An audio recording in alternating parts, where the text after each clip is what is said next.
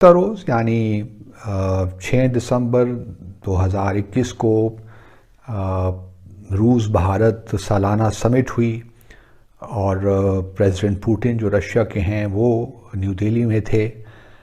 گو کہ ان کا دورہ صرف 6 گھنٹے کا تھا، لیکن جہاں تک سمٹ کا تعلق ہے، بات چیت کا تعلق ہے، جو ڈاکومنٹس تقریباً 28 ایم او یوز اور ایگریمنٹ سائن ہوئے، تو ایک لحاظ سے کہا جا سکتا ہے کہ بڑی کامیاب سمٹ تھی، اور یہ 21ویں سمٹ تھی، 21st اینول سمٹ۔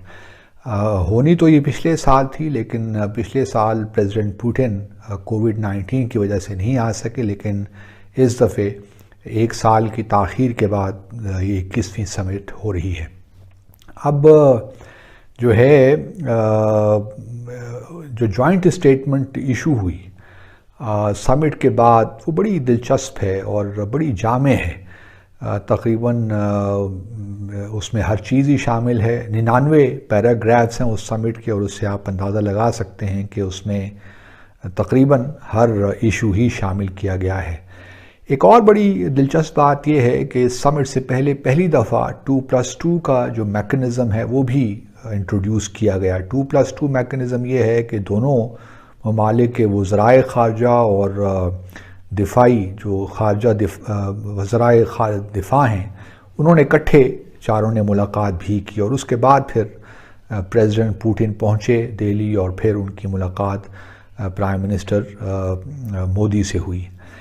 میں چاہتا ہوں کہ تھوڑا سا اس جو جوائنٹ اسٹیٹمنٹ ایشو ہوئی ہے اس پہ تھوڑی سی بات کر لیتے ہیں۔ پہلی بات تو یہ ہم سب کو معلوم ہے کہ بھارت رشیا سے سرفیس ٹو ایئر میزائل جو ڈیفنس سسٹمز ہیں S-400 وہ لے رہا ہے۔ تقریباً $5.6 بلین کی یہ ڈیل ہے، اور اب یہ تقریباً سپلائی شروع ہو ہی گئی ہے، لیکن امریکہ اس کے حوالے سے ان ایزی فیل کر رہا ہے، اور امریکہ نے کچھ سال پہلے ایک نیا قانون بھی پاس کیا تھا جس کو کاٹسا کہتے ہیں، countering American adversaries through sanctions act. تو اور بار بار امریکہ بھارت کو یہ تنبیہ کر رہا ہے کہ اگر آپ نے یہ سسٹم لیا روس سے تو پھر آپ پہ سینکشنز لگ جائیں گی، لیکن مجھے لگتا نہیں ہے کہ اس وقت جو امریکہ چاہتا ہے بھارت کو چائنا کے خلاف اور کاؤنٹر پوائز کرنے کے لیے، تو اس وقت کوئی ہے ایپیٹائٹ یو ایس میں کہ وہ بھارت پہ کاٹسا کے انڈر سینکشنز لگائے۔ مجھے لگتا نہیں ہے کہ ایسا ممکن ہے۔ تو جہاں تک جوائنٹ اسٹیٹمنٹ کا تعلق ہے دوستو، پہلا تو یہ ہے کہ جی 2-3 چیزیں ہیں جو ہماری دلچسپی کا باعث ہو سکتی ہیں۔ پہلا تو یہ ہے کہ دونوں ممالک نے اس بات کا تہیہ یا ارادہ کیا ہے کہ جو باہمی تجارت ہے 2 طرفہ، اس کو بڑھایا جائے اور 2025 تک $30 بلین کے قریب یا وہاں تک لے جایا جائے۔ 2021 ختم ہونے والا ہے، تو اگلے 4 سال میں $30 بلین کی ٹریڈ دونوں ممالک کے درمیان ہونی چاہیے۔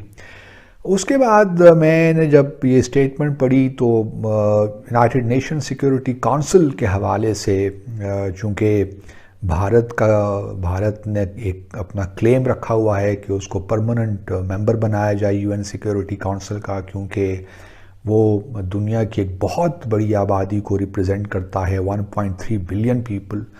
تو یہ جو UN ہے، اب اس کو جو 21st سینچری ہے اس کے مطابق جو ہے اپنے آپ کو ریفارم کرنا چاہیے۔ اور یہ کس طرح ممکن ہے کہ آپ ایک ایسے ملک کو جو کہ 1.3 بلین لوگوں کو ریپرزینٹ یا وہ ملک ہے، اس کو آپ کس طرح UN سیکیورٹی کونسل کی پرماننٹ ممبرشپ سے دور رکھ سکتے ہیں؟ مجھے یقین ہے کہ اس سے بڑی اس جو یہ پیراگراف ہے یونائٹڈ نیشن سیکیورٹی کونسل کے حوالے سے، اس سے بڑی ڈسکشن ہوئی ہوگی، کیونکہ رشیا نے یہ تو کہہ دیا کہ بھارت جو ہے اس کو پرماننٹ ممبر ہونا چاہیے، بٹ یہ نہیں کہا کہ اس کو بس کل ہو جانا چاہیے۔ انہوں نے لنک کیا ہے کہ جب تک ریفارم نہیں ہوتے UN سیکیورٹی کونسل کے، بھارت کو پرماننٹ ممبر ہونا چاہیے، لیکن اٹ شوڈ کم۔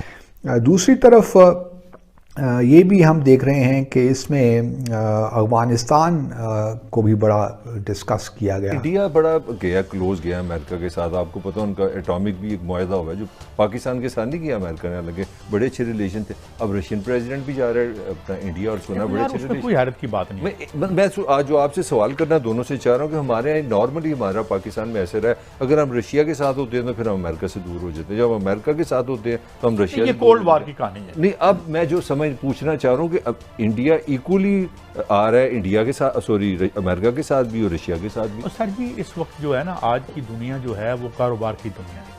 آج آپ کا ایمبیسیڈر اتنا اہم نہیں ہوتا جتنا آپ کا وزیر خزانہ جا کے اور جو آپ کے ڈیلز اور جو آپ کے بزنس لیڈر جا رہے ہوتے ہیں. کسی ملک میں اگر امبانی جاتا ہے نا یا اڈانی جاتا ہے تو وہ زیادہ ہے رشیا اور وہ خرید بھی لیں گے کیونکہ اسلحہ خرید. اچھا, امریکہ نے اس کی مخالفت کی ہے اپنا. ہاں وہ کریں گے, لیکن یہ نا دونوں طرف کھیلتے ہیں. کہ آج کی دنیا جو ہے نا وہ ایک عجیب و غریب دنیا ایمرج کی ہے 90s کے بعد, جس میں آپ بھائی اب دیکھیں چین ہے, چین روزانہ سرحد پہ لڑائی بھی کرتا ہے اور بلینز آف ڈالر کا ٹریڈ بھی کرتے ہیں انڈیا کے ساتھ. ڈی این ٹی وی ہمارا انڈائریکٹلی مذاق اڑا رہے ہیں جی کہ پاکستان نے اپنے پیسہ پیڈ بینک سارا نا آئی ایم ایف کو دے دیا. کوئی بھی دو ملک آئیڈیلائز کرتے ہوں گے کہ جیسا ریلیشن شپ روس اور انڈیا کے درمیان ہے ایسا ہونا چاہیے ہمارا بھی مختلف ممالک کے ساتھ.